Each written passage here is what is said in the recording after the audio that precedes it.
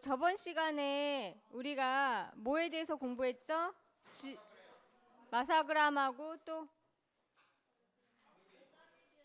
모더니즘. 자, 모더니즘 이해 갔어요? 자, 지효, 모더니즘 이해 가? 예, 모더니즘 이해 갔어? 뭐야, 모더니즘이?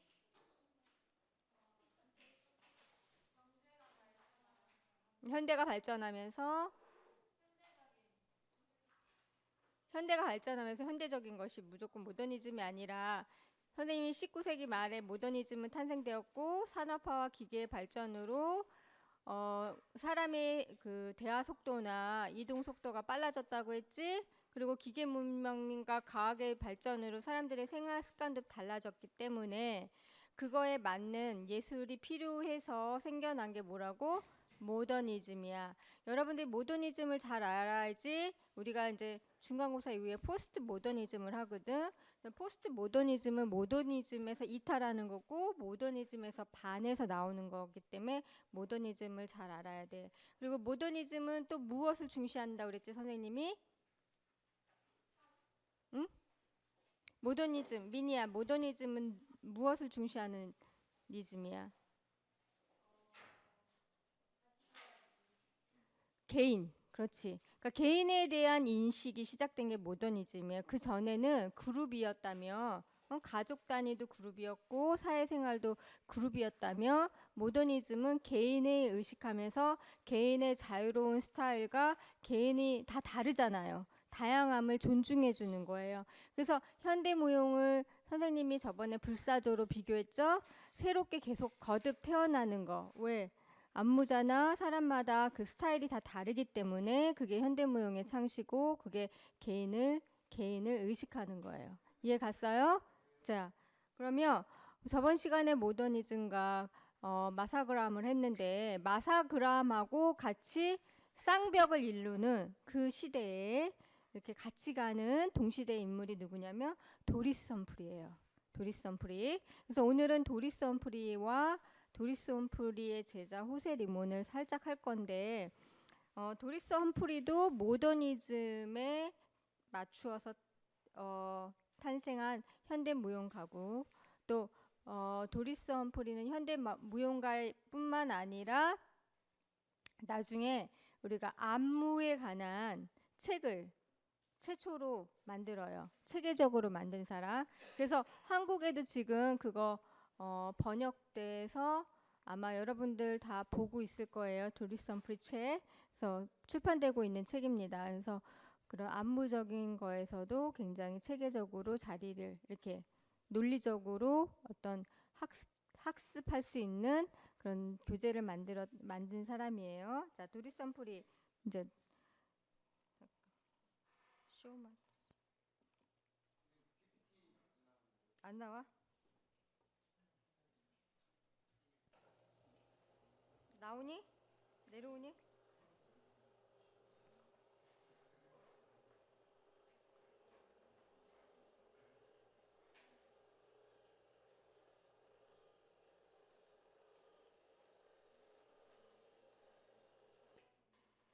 보여?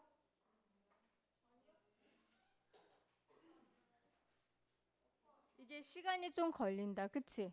보이지? 음. 자, 다음 거 넘어갈게.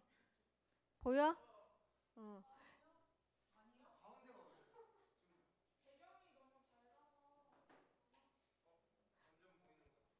보여?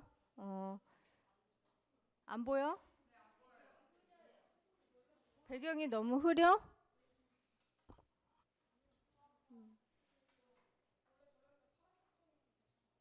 파란 바탕이 더 좋아? 선생님이 이번에 좀 바꿔봤는데 봄이라서. 알았어. 근데 일단은 다음 시간에 그럼 파란 바탕으로 다시 해줄까, 얘들아? 알겠어. 오케이. 자, 그래서 험프리는 여기서 중요한 거는 험프리는 시카고 오크파크에서 태어나서 시카고 출생이라는 것만 알면 돼요. 언더스탠드? 자, 그래서 나머지는 그냥 잘 들으시면 하면 돼요. 1895년 오크파크 일리노이에서 출생했고 시카고에서 성장했어요.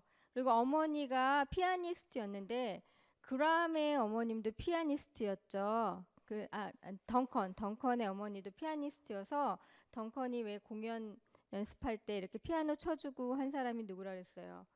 엄마라 그랬죠? 덩컨의 엄마. 마찬가지로 험프리도 엄마가 피아니스트였고 또 호텔 매니저, 언론 기자로도 활동하며 험프리도 엄마가 굉장히 험프리가 무용할 수 있게 어떤 학교나 이런 가이드라인을 많이 제시해주는 어떤 멘토 같은 역할을 했어요.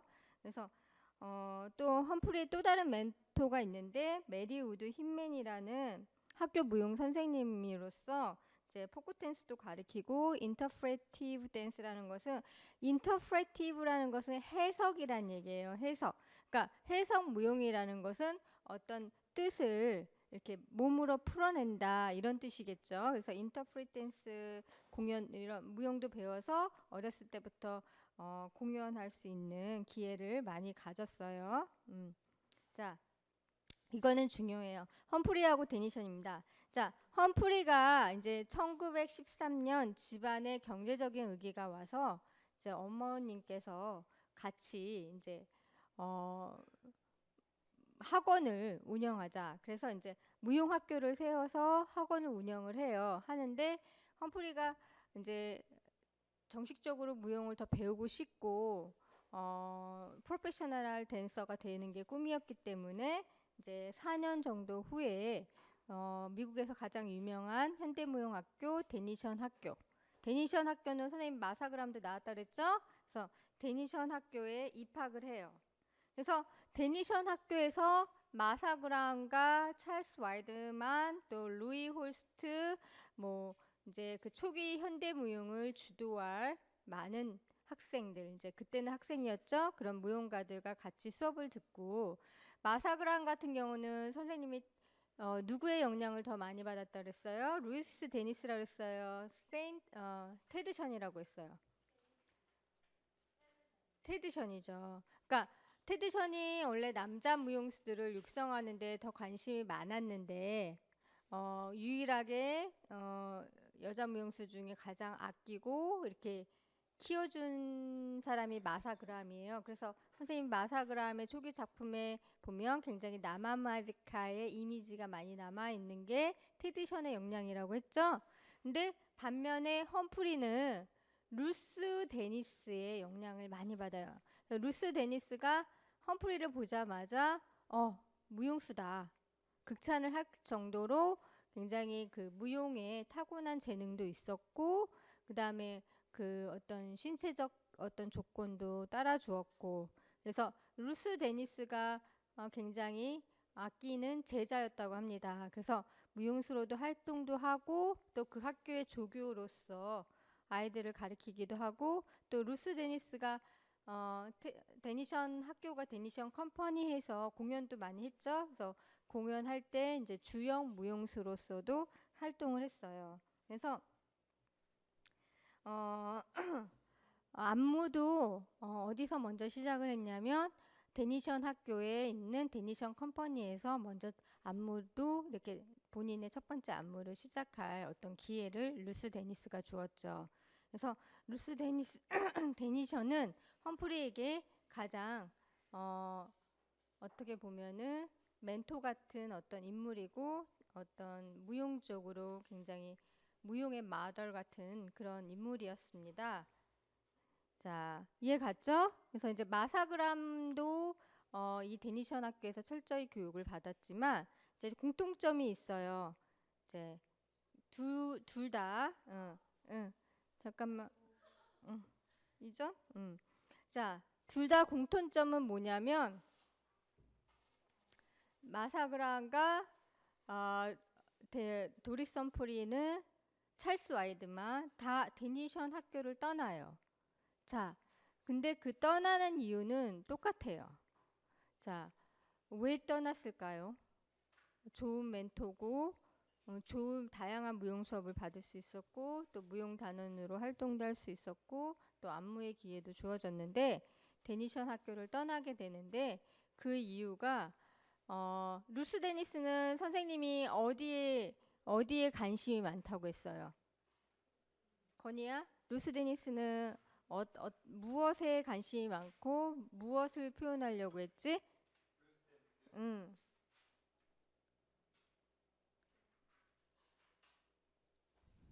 아는 사람, 윤희. 루스 데니스는 무엇에 관심이 있고 무엇을 표현하려고 했지? 그렇죠. 동양적인 문화, 특히 이집트의 영향을 받았지만 인도의 문화의 영향을 많이 받아서 인도식 어떤 움직임에 병합한 새로운 움직임을 만들었다고 했죠. 자, 그러면 테드 션은 무슨 주제에 또 관심이 많았어요? 윤정이, 테드 션은 무슨 주제에 관심이 많았어요?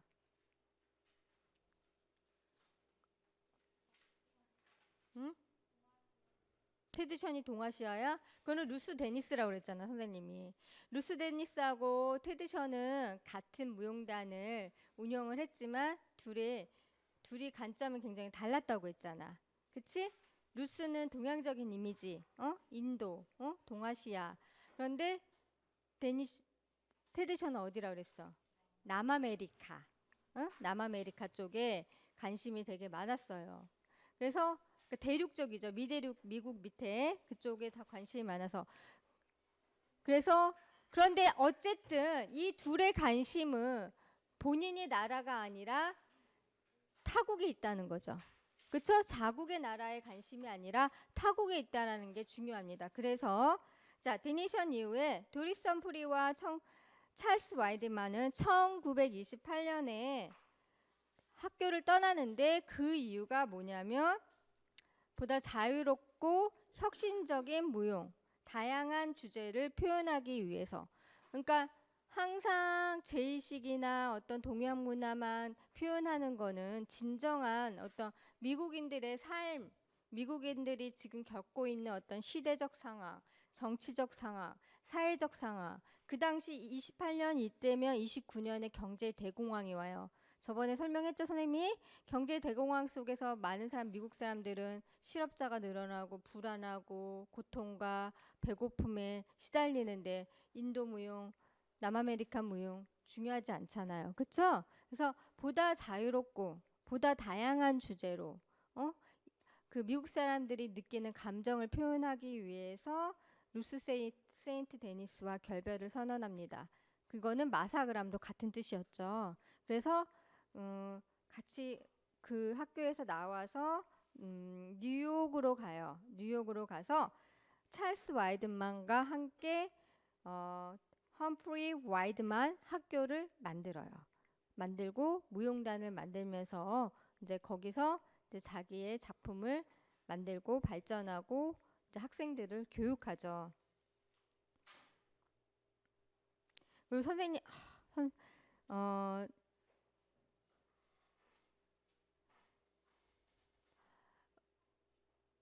저번에 선생님이 그라함은 되게 굉장히 다양한 주제로 무용을 표현한다고 했는데 준아야, 그라함이 어떤 주제로 무용을 표현했다고 했지? 저번 시간에 선생님이 기억이 안 나. 자, 기억나는 사람. 그라함이 주제로 많이 표현했던 거. 현민이 기억나? 그라함의 주제. 그쵸? 왜 그리스 신화라고 했죠, 선생님이? 그리스에 나오는 캐릭터들은 인간이 갖고 있는 모든 캐릭터를 다 갖고 있기 때문이야.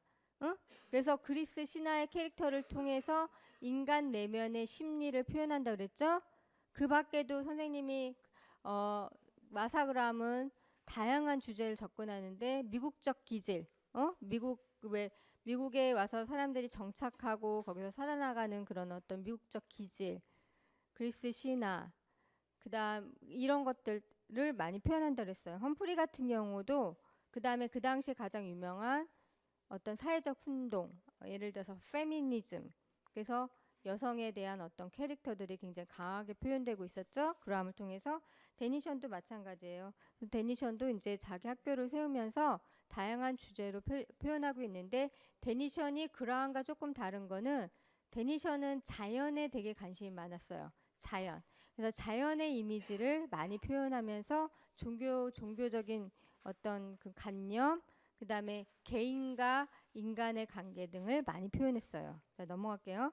자, 험프리의 대표작입니다. 자, 험프리의 대표작, 여기 보면은 Water Study, 자, Life of the Bee, Two Ecstatic Themes, The Shakers.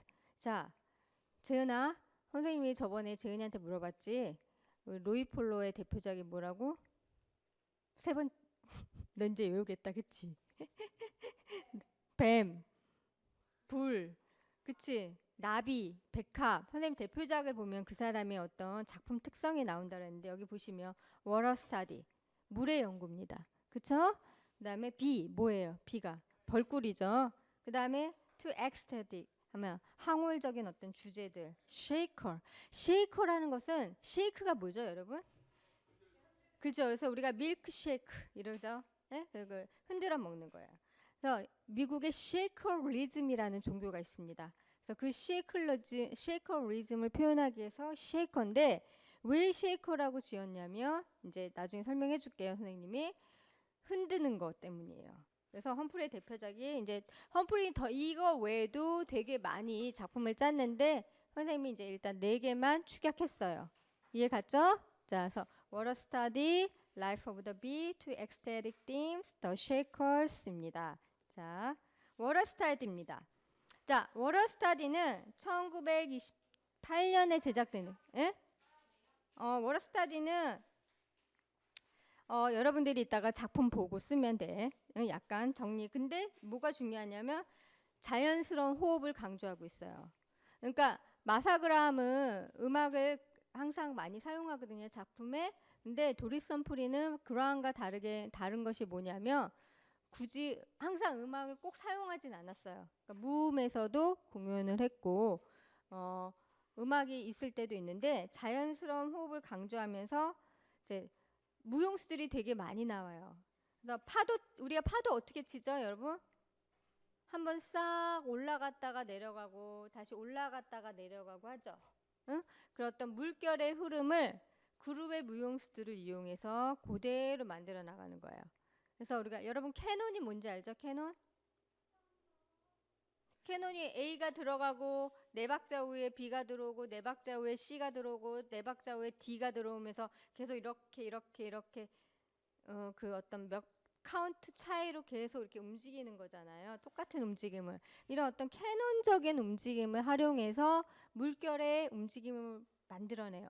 근데 이제 여러분들이 동영상을 보면 우리가 지금 초기 현대 무용이잖아요. 그러니까 나중에 이제 중간고사 위에 이제 포스트 모던 이때 하는 거 보면은 되게 좋은데 지금 거 보면은 너무 올드해요. 이제 여러분들 눈에는 굉장히 저번에 기억나요? 테드션 그거 체조 무용 마찬가지 이 워터 스타디 굉장히 유명한 작품이지만 여러분들이 막상 딱 보면은 조금 너무 단순하고 굉장히 기계 체조 같은 느낌이 날 거예요. 근데 그 당시에는 이런 게 없었다는 거. 그러니까 이렇게 그룹의 무용수들을 사용해서 캐논적인 동작을 사용해서 이런 어떤 호흡을 이용한 움직임으로 춤을 만들었다는데 혁명이었다 이거죠. 그래서 한번 볼게요. 워터 스타디.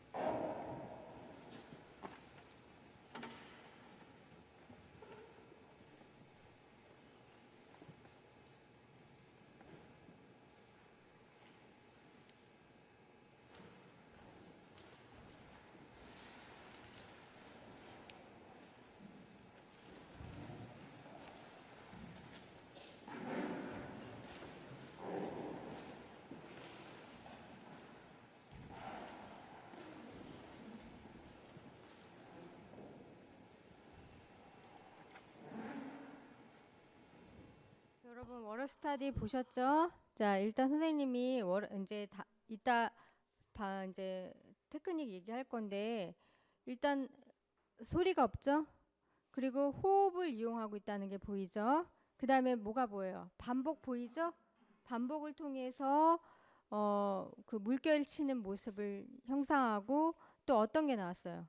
반복이 나오고 캐논 움직임 나왔죠? 또 이제 오버래핑 이렇게 맞물려서 가는 오버래핑적인 움직임도 보이고 또 그룹이 지금 한 20명 정도 돼 보이죠? 많은 인원이지만 그 인원이 결국 표현하려는 건 뭐였어요? 파도에 치는 다양한 현상, 그러니까 파도에 치는 모습을 그룹이 같이 이렇게 하나의 이미지를 만들기 위해서 그룹이 이렇게 만들어냈다는 거 보이죠? 자, 그런데 여기에서 또 중요한 건 fall and recovery, 떨어짐과 상승에 대한 테크닉을 이용하고 있다는 거죠. 그람의 테크닉과 굉장히 달라요. 그람의 테크닉은 contraction and release, 굉장히 긴장이 보이죠. 근육의 긴장이 보이죠. 무용수들의 여기는 호흡을 떨어뜨리는 fall, 떨어지고 회복하는 그런 테크닉을 사용하고 있어요. 자, 쉐이커는 뭐냐면 아까 선생님이 쉐이커리즘이라는 종교가 있다 그랬어요. 쉐이커리즘. 자, 쉐이커리즘이라는 종교는 뭐냐면 성이라는 것을 사악하다고 생각하는 거예요. 그러니까 성이 무조건 사악한 건 아니잖아요. 성은 사실 어떻게 보면 굉장히 중요한 겁니다. 우리가 사람이 살아나가는데 성이 없으면 생존할 수가 없어요. 왜냐하면 번성을 못 하잖아요. 생존할 수가 없잖아요. 그쵸? 우리 세대에 끝나는 거잖아요. 그런데 이제 그 성이 왜 어른이 되면 우리가 성교육을 시키고 어른이 되면 성생활을 할 수 있는 이유는 우리가 또 그 성생활을 통해서 태어난 아이를 책임져야 되는 의무가 있잖아요. 부모로서. 그런 단계가 되기 위해서 어렸을 때는 성에 대해서 금지를 하는 거죠. 근데 이 시커리즘에 있는 사람들은 무조건 성은 사악하다고 생각하는 거예요. 그래서 금욕을 요구하는 거예요. 금욕이라는 건 뭐예요? 섹스를 허용하지 않는 거예요. 사람들한테. 그래서 그리고 여성과 남성이 평등하다. 그러니까 사회적 역할 분담도 남성이라고 무조건 돈을 벌어야 되고 여성은 집안일을 하고 이런 게 아니라 여자도 할 수 있고 남자도 할 수 있다. 역할 분담을 차이를 두지 않는 거죠. 그래서 쉐이커리즘은 그 쉐이커에 ISM만 붙이면 돼요. ISM만 붙이면 쉐이커리즘이 돼요. 여기 이렇게 쓰는 거 있다고 그랬는데 펜이 어디 있는지 모르겠어요.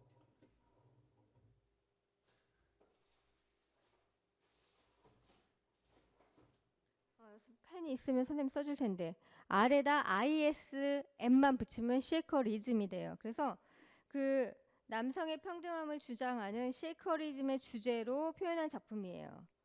그래서 1930년 헌터 대학에서 첫 선을 보인 작품인데 이제 여러분들이 이따 보면은 이게 좀 영상이 안 좋긴 한데 무용수들이 이렇게 쉐이크하는 동작들이 나와요. 자, 왜 쉐이크하냐면 이 쉐이킹을 통해서 그 우리 몸속에 있는 어떤 악마나 어떤 그다음에 우리 항상 마음속에 내재된 어떤 섹스적인 욕구, 이런 성적인 것들을 없애버리려고 흔드는 거예요. 그래서 1931년에 더 쉐이커는 주제 표현을 가장 알맞게 표현한 그 당시 최고의 작품으로 선정되기도 했다고 합니다.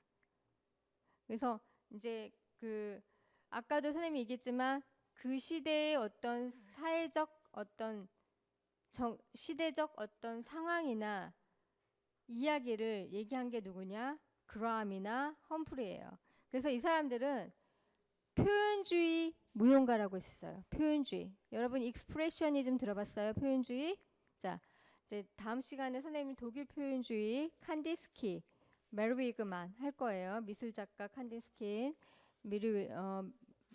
근데 표현주의가 독일하고 한국은 재은아, 표현주의는 독일하고 미국에서는 다르게 나타나요. 재은아. 그래서 익스프레셔니즘 표현주의 작가들이에요. 누가? 그라함하고 험프리. 왜? 무엇인가를 이야기를 하려고 하죠. 작품에 보면은 그라함도 그렇고 그라함의 라멘테이션 무엇을 이게 이야기했죠? 건이야? 저번에 본 비디오에서 라멘테이션 그 이렇게 보자기 같은 거 뒤집어 쓰고 그라함이 뭘 이야기해요? 분노와 비탄과 애탄을 이야기하고 있었죠? 기억나요? 동영상? 자, 워터 스타디 무엇을 이야기하죠? 물의 형상을 이야기하죠. 자, 쉐이커 이제 볼 건데 쉐이커 흔드는 동작을 통해서 뭘 한다? 어떤 나쁜 것들을 없애버린다. 이런 의미에서. 그러니까 무엇인가 전달하는 게 있죠. 표현주의입니다. 이 표현주의를 또 알아야 돼요. 여러분들이 그래야지 포스트 모던을 이해할 수 있습니다. 언더스탠드? 자, 그래서 네, 잠깐 볼게요.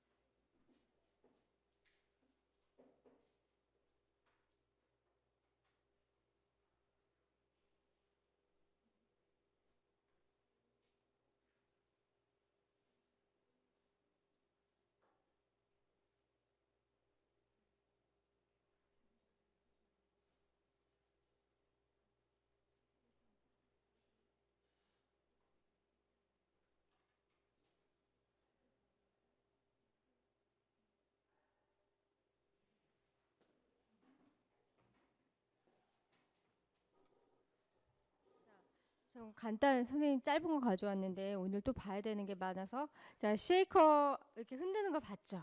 여러분 우리가 한국에서도 이렇게 흔드는 춤이 있는데 뭐가 있죠? 저기 주나 한국무용전공 이렇게 흔드는 거 있어. 무당춤 있잖아. 자 무당춤에서 우리가 막 흔들면서 뭘 흔들어요? 이렇게 막 종 같은 거 이렇게 흔들면서 거기서 흔드는 의미는 뭐죠? 어떤 신이나 이런 거를 불러드리고 그것도 여기서도 내쫓는 의미도 있어요. 그쵸? 그러니까 여러분 여기서 우리가 움직임 특성 중에 이렇게 흔드는 거는 무엇인가를 이렇게 없애려는 그런 의미를 표현하기 위해서 많은 무용가들이 흔드는 동작을 사용했다는 것을 볼 수 있죠. 예, 그래서 도리스 험프리도 이렇게 흔드는 동작을 많이 사용했어요. 쉐이크를 통해서. 자, 다음 거 넘어갈게요.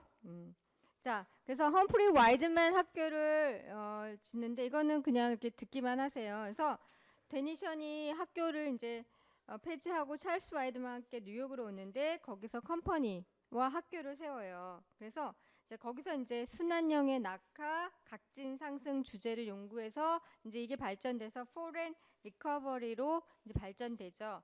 그래서 험프리 와이드만 컴퍼니는 재정상의 이유로 이제 결속된 지 15년 만에 해체되기는 하지만 미국 그 사회에서 학생들을 많이 교육했다는 데 의의가 있어요.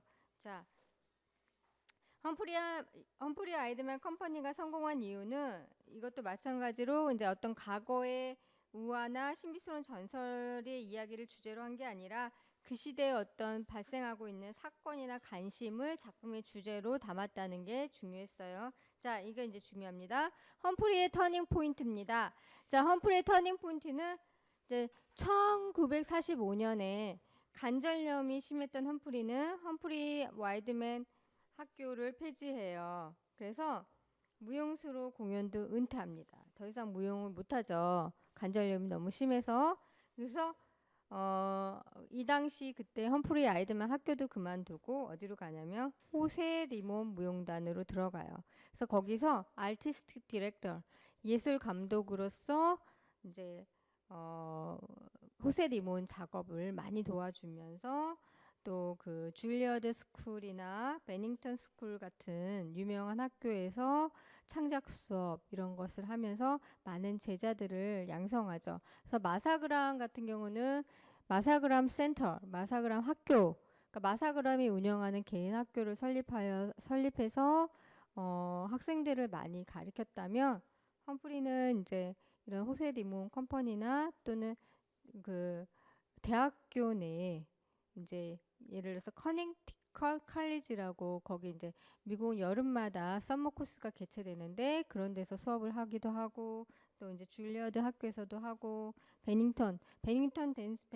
스쿨 오브 더 댄스도 굉장히 유명한 학교예요. 이 학교를 거쳐간 무용가들도 되게 많아요. 그래서 그런 곳에서 학생들을 가르쳤어요.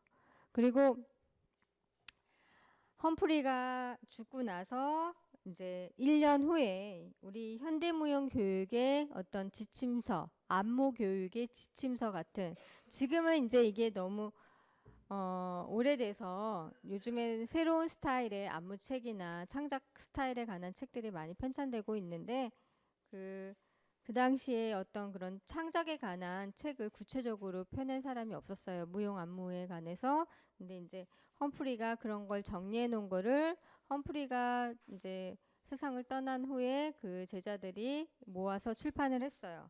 그래서 The Art of Making Dance. 그래서 무용을 만드는 예술. 그래서 이 책이 이제 많이 전 세계적으로 보급돼서 사람들이 배우고 있죠. 그래서 험프리는 그라함 같은 경우 그라함보다는 험프리가 빨리 이렇게 세상을 떠났기 때문에 우리나라 같은 경우에는 마사그람은 많이 알려져 있는데 도리스 험프리는 사실 많이 안 알려져 있잖아요. 그쵸? 현대무용 전공. 근데 사실 미국 같은 경우에는 험프리하고 그라함은 동시대에 굉장히 쌍벽을 이루는 무용가로서 굉장히 유명한 무용수로 인정이 돼 있고 그라함 하면 컨트랙션 릴리스고 험프리 하면 포렌 리커버리라는 그런 어떤 테크닉으로 양쌍벽을 이루는 그 현대무용 모더니즘 표현주의 안무가이며 무용수입니다. 자 넘어갈게요. 자 이거는 그냥 보시면 돼요. 도리스 험프리 테크닉은 다음 거가 중요해요. 이거는 그냥 보세요. 신체 균형과 불균형에 관한 연구를 해서 포렌 리커버리를 연구해요.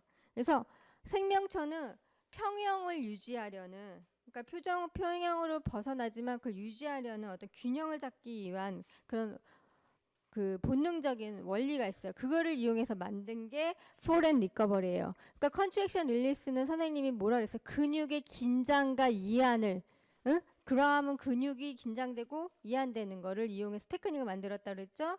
근데 도리스 험프리는 그 균형과 불균형을 가지면 균형을 가지려는 어떤 인간의 어떤 잠재적인 의식 이거를 이용해서 만든 게 포렌 리커버리예요. 자, 그래서 이거는 중요합니다. 특징입니다. 험프리의 포렌 리커버리는 연속적인 동작과 신체 부위 반대, 어포지션, 즉 좌우 또는 상하로 이동한 동작들을 이용하여 중력과 관계된 바운스와 리바운드로 드랍, 런지를 구성하고 있다. 이 얘기는 뭐냐면 서세션이 뭐예요? 여러분 서세션 연속이라고 그랬는데 서세션 동작 대표적인 거. 자 이렇게 쭉 올라가는 거 서세션이에요. 팔이 아래에서 이렇게 쭉 올라가는 거. 그쵸? 또 이렇게 내려가는 것도 이렇게 같이 이렇게 쭉 올라가는 거. 렐러베 쭉 올라가죠? 계속 올라가죠? 서세션 계속 이렇게 같이 연계해서 올라가고 같이 내려가는 거. 이거를 연속적인 동작. 어포지션은 뭐냐면 여러분은 배꼽이 있죠? 배꼽이 있으면 배꼽을 가운데로 이거는 오른쪽, 이거 왼쪽이죠. 나눠지죠? 그래서 같이 움직이면 대칭. 따로 이렇게 움직이면 비대칭. 응? 그래서 어때? 어포지션 좌우 또 상하의 좌우 배꼽을 위아래에서 그래서 그걸 이용한 바운드와 드랍. 자, 드랍은 떨어뜨리는 거죠. 그래서 호흡을 이용해서 드랍 떨어졌다가 다시 일어나는 거. 회복. 포렌 리커버리입니다. 그게 그래서 런지라는 건 뭐죠, 여러분? 발을 이렇게 쭉 이렇게 하고 있는 거죠. 여기서 잘 못 보여줘서 미안해요. 런지 아세요? 런지 동작 여러분?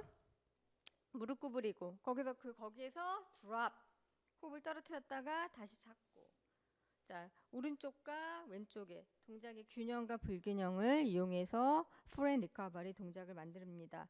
그래서 포렌 리커버리 동작은 논리적이며 그리고 좀 더 서정적이고 좀 더 자연스러워요. 움직임이. 그러니까 그람의 움직임은 굉장히 조금 악센트가 있죠. 여러분. 악센트가 있고 수축이 있고 긴장이 있고 긴장과 이완을 통해서 조금 어떤 힘의 에너지를 강조한 동작이라고 하면 험프리의 동작은 호흡을 이렇게 떨어진가 다시 올라오는 포렌 리커버리를 사용해서 좀 더 자연스러워요. 그래서 에너지가 좀 더 여기는 흘러가는 에너지, 그쵸? 그랍의 에너지는 어때요? 조금 끊기고 분절되죠. 분절됐다가 다시 끊기고 분절되고 컨트랙션 릴리스, 그쵸? 그러니까 에너지의 느낌이 달라요. 그래서 조금 더 이렇게 약간 좀 서정적이고 좀 자연스러운 동작 움직임 어휘를 창조하는데 좀 더 효과적인 테크닉이에요. 도리스 험프리 테크닉이. 언더스탠드? 네.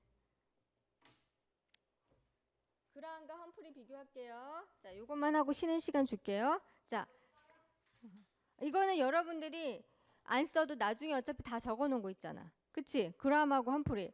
그럼 나중에 선생님이 시험 문제에 어떻게 될지 모르지만 거기에 그라함하고 험프리에 대한 어떤 비교를 이거 이외에도 다른 것도 다 넣어야 돼요. 자, 네, 일단 선생님이 좀 더 강조하고 싶은 것만 넣는데 두 작품 다 찍으시면 안 돼요. 두 작품 다 선생님 넣은 거 있죠? 페미니즘 보여요, 여러분?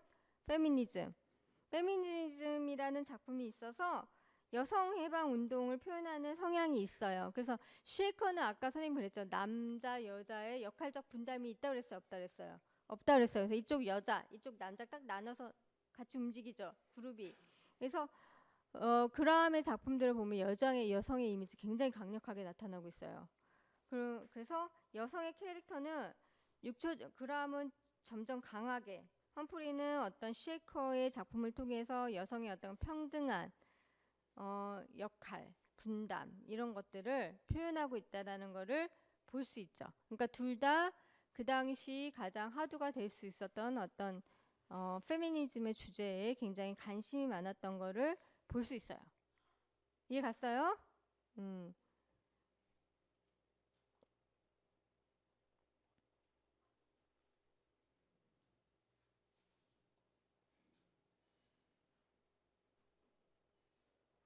준아야? 이제 그라함과 험프리의 비교 선생님 열심히 설명했는데 일단 유사성이 뭐죠?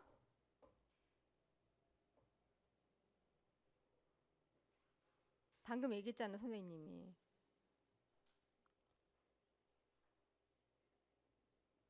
시대적 사회적으로 굉장히 화두가 되었던 페미니즘을 표현했다는 거죠. 그쵸? 그래서 표현주의 무용가라는 거. 그 다음 거. 자, 아직 안 끝났어요. 그 그대로 안 쓰셔도 되는데. 자, 이전 거. 자,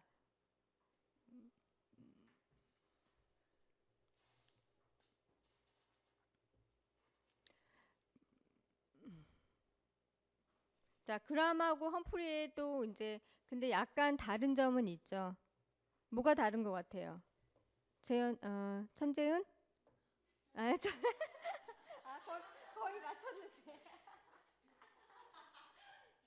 재은아 미안해. 그럼 재은이가 얘기해봐. 재은이가 그라함과 험프리의 다른 점. 자, 다른 점 뭐야? 그라함과 험프리의 다른 점. 음. 여성을 표현하는 게 달랐다고? 어떻게?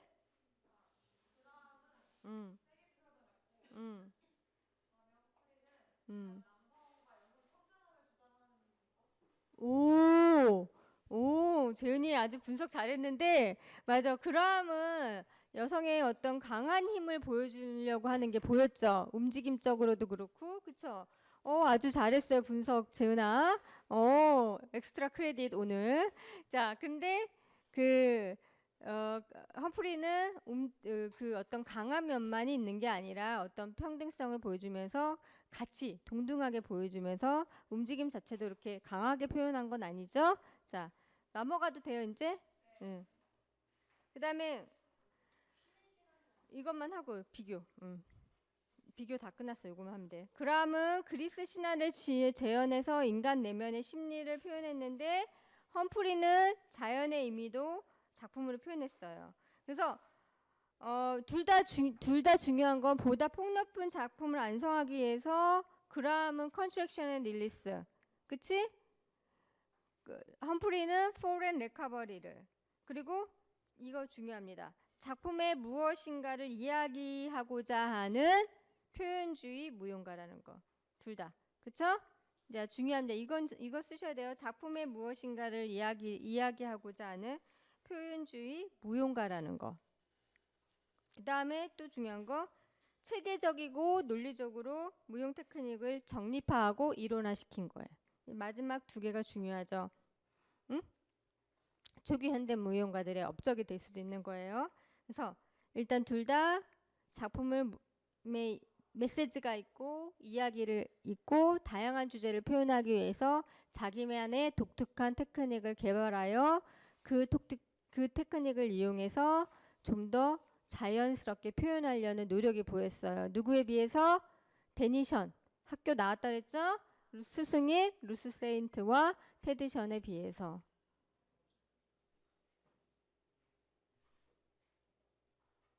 피카소가 입체주의 큐비즘을 만들어서 큐비즘에서 3차원적인 어떤 굉장히 같은 다른 시점을 하나 이렇게 표현하는 자기만의 스타일을 만든 것처럼 이 시대의 모더니즘 안무가 그라함과 험프리도 자기만의 독특한 테크닉들을 개발해서 그거를 발전시켰어요. 언더스탠드? 자, 이제 호세 리몬에 대해서 할게요. 호세 리몬 선생님이 아까 도리스 험프리가 시작합니다. 아까 도리스 험프리가 관절염이 너무 심해서 더 이상 무용을 할 수 없다고 그랬죠? 그래서 어디에 들어갔다 그랬어요?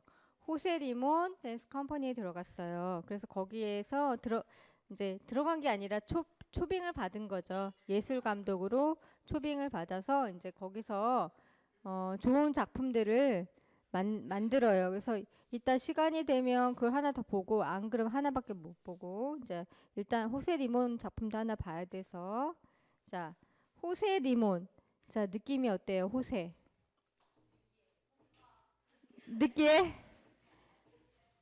자 호세 미국 사람이 아니에요. 멕시코 출신이죠. 자 이름이 호세니까 멕시코예요. 현대무용가 안무의 개척자면 쿨리아칸 멕시코에서 출생했어요.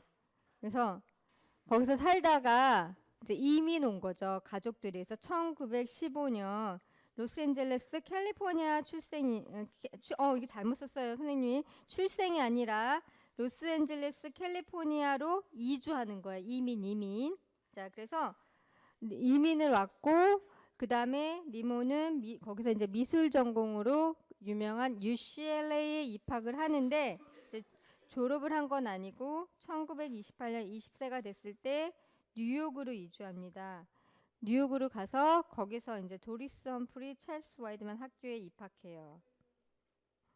그래서 그 도리스 험프리를 도우면서 거기에 무용단 단원으로 그 많이 오랜 기간 동안 활동하다가 1946년에 호세 리몬 무용단을 설립합니다.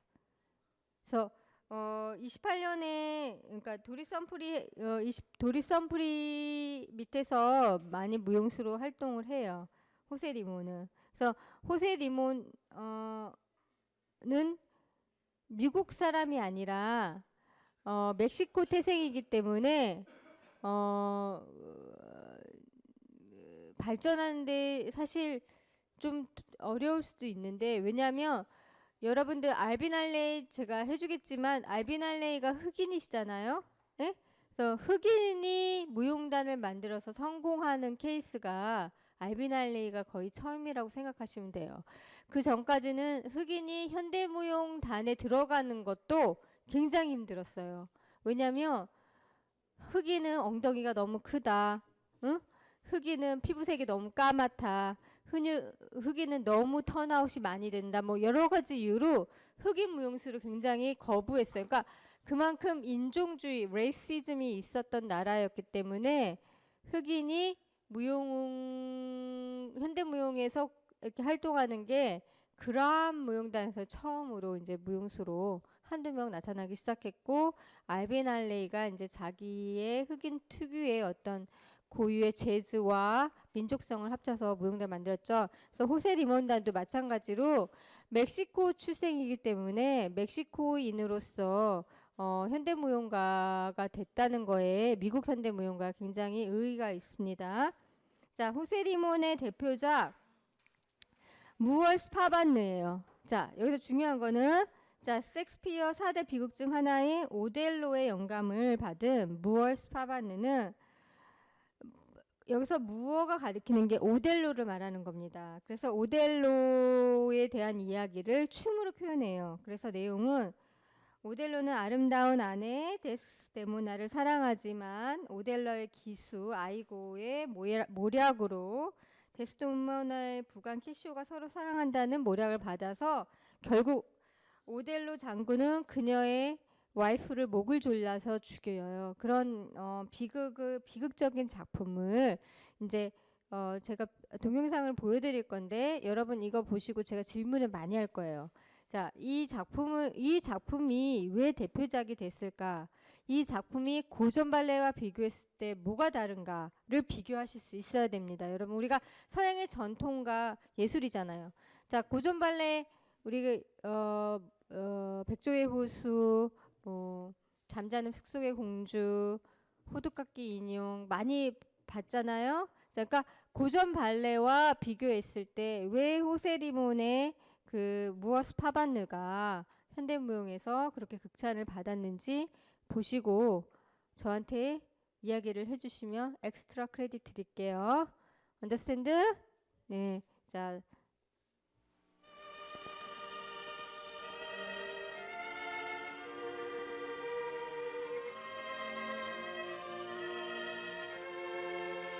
필요하다면 여기서 무어의 역할을 호세 리몬이 해요. 그러니까 필요하다면 이따가 이렇게 여러분들 보면서 분석하는 거 쓰셔도 돼요. 필기로.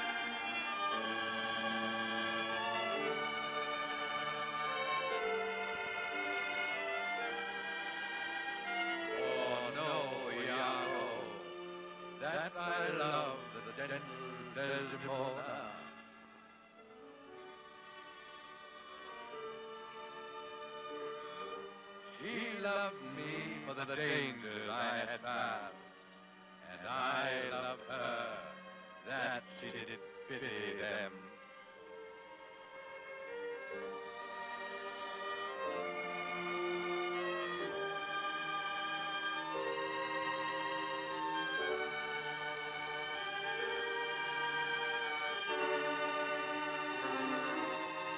If it were now to die, 'twere now to be most happy.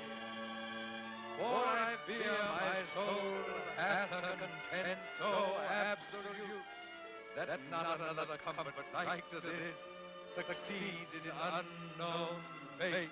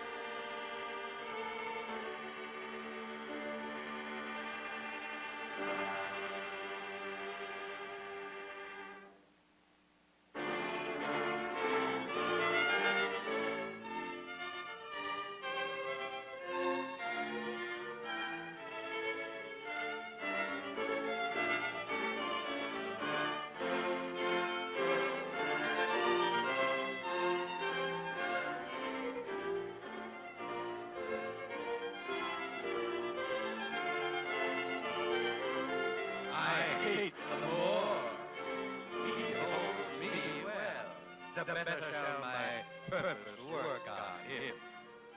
I have, 'tis engendered, hell and night must bring this monstrous birth to the world's light.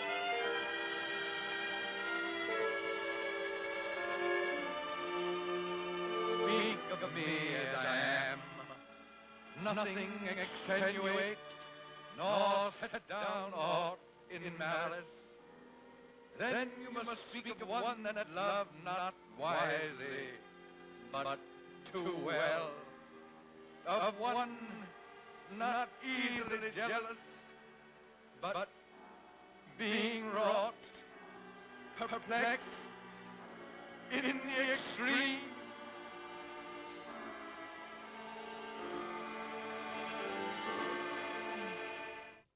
무용 작품인데도 불구하고 표정이나 연기나 마임이 굉장히 많이 살려 있죠.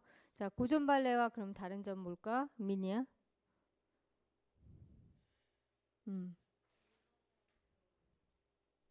아, 대사가 좀 중간중간에 있긴 했는데 또 다른 거. 일단 극적으로 무엇인가 이야기를 전달한다는 대본이 있었던 게 보였죠. 우리가 고전 발레도 다 대본이 있잖아요. 스크립이 여기도 이제 셰익스피어의 오델로의 영감을 받아서 만든 작품이 그 대본이 있었죠. 자, 고전 발레와 다른 점이 있어요. 건이야 뭘까?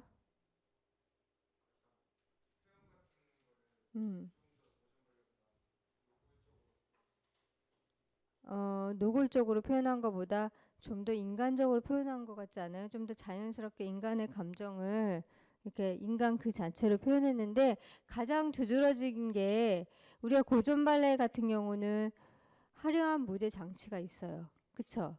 백조의 호수, 그럼 호수가 있고, 그쵸? 나무가 있고, 어떤 무대 장치가 있는데 있어요, 없어요? 여기 지금 하나도 없어요.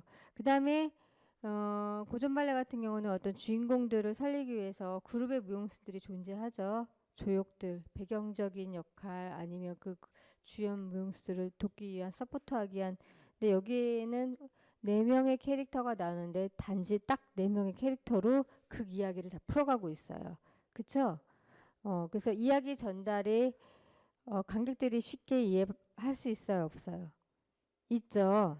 그래서 작품 분석에 보면은 자, 4명의 무용수를 사용하여 드라마틱한 극적 캐릭터를 무역 작품에 연출하고 있어요.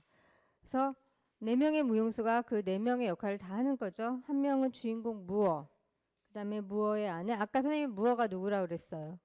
오델로라 그랬죠. 무어의 아내, 친구, 그리고 친구의 아내. 그래서 결국 나중에 오델로가 아내를 죽이잖아요. 보이죠? 목줄 올라서 죽이는 거. 그 다음에 어떤 시대적인 배경을 연출하기 위해서 폭이 넓은 굉장히 긴 드레스를 입고 조금 모던하지 않은 의상을 입었다는 게 마사그람하고 좀 다르죠? 도리스 험프리와. 그런데 여기서 보면은 의상 배치 컬러를 보면은 오델로의 아내가 하얀색을 입고 있어요. 드레스를. 그쵸? 하얀색은 어떤 의미를 갖고 있죠? 굉장히 순수하고 순결하고, 그쵸? 죄가 없고 그런 어떤 느낌을 갖고 있잖아요. 그런 의미로 하얀색의 의상을 입힌 것 같아요. 그러니까 결국 손수건을 떨어뜨렸지만 떨어뜨린 게 이렇게 모략의 어떤 증거로 돼서 아내가 결국 죽음을 당하잖아요. 그러니까 어떤 의상의 색깔에서도 그 리몬이 어떤 죄가 없다라는 것을 보여주고 있는 것 같고요. 그 다음에 아까 우리가 영훈이가 말한 것처럼 제스처나 그 다음에 포크 댄스적인 느낌도 나왔죠. 무드 댄스, 그 다음에 마임, 그 다음에 그들을 잘 절충하게 구성해서 관객들이 쉽게 이해할 수 있도록 사실적이면서도 구체적인 움직임들을 묘사하고 있어요.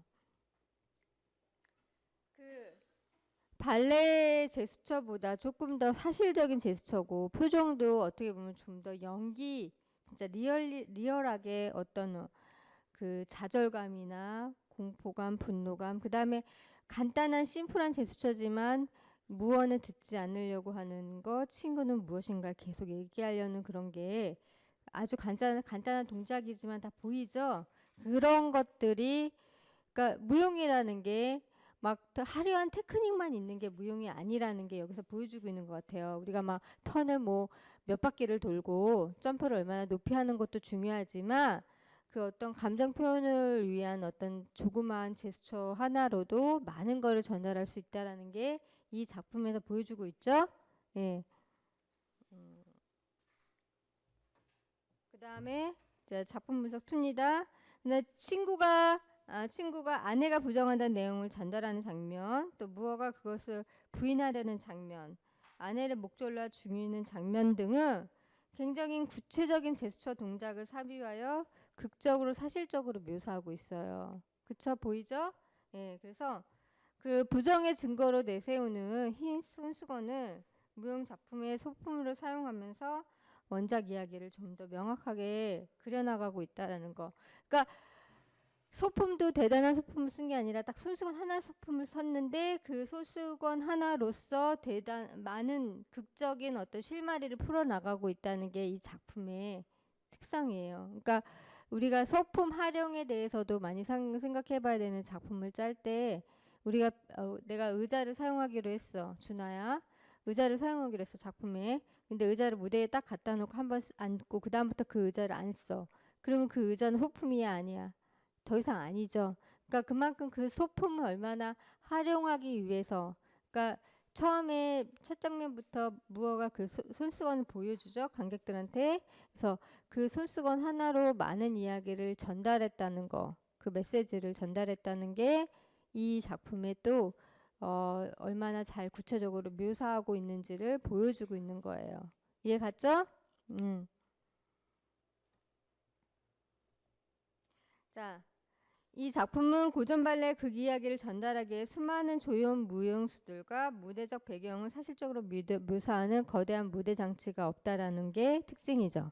그래서 무대 장치나 어떤 그 화려한 그 조연들, 그룹 인원들 필요 없어요. 그다음에 4명의 무용수들이 햄릿의 비극 이야기를 아주 정확하게 사실적으로 표현했다는 게 이 작품의 특징입니다. 그러니까 마사그람하고 도리스 험프리는 어떤 고전적인 신화나 과거에 전래되어 온 어떤 이야기에 관심을 갖지 않았죠. 그들은 그 시대의 사실적 이야기에 관심을 두었는데 이 셰익스피어의 오델로를 사용해서 어떻게 보면 호세리모는 우리 인간이 살아가고 있는 현대인들의 이야기를 보여줄 수도 있는 거예요.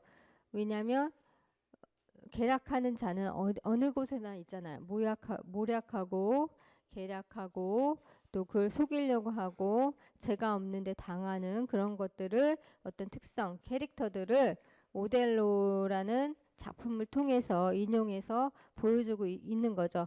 마사그람이 그리스 신화를 이용해서 인간 내면의 다양한 감정을 표현했다면 호세리모는 셰익스피어의 작품을 이용해서 우리의 내면에 있는 어떤 모략적인 마음과 또 그걸 질투, 또 그거를 배반, 또 계략, 또 순결을 주장하는 어떤 그런 마음들을 표현하고 있다라는 게 보여요. 그러니까 결국 다 인간의 내면 심리에 굉장히 초기 현대 무용가들이 관심이 있었다는 게 보여주고 있죠. 예. 근데 접근이 다양하게 나왔다는 겁니다. 자, 질문 있습니까? 질문 없어요? 재은이 질문? 그럼 재은이는 이번에 이걸 보고 뭘 느꼈어요?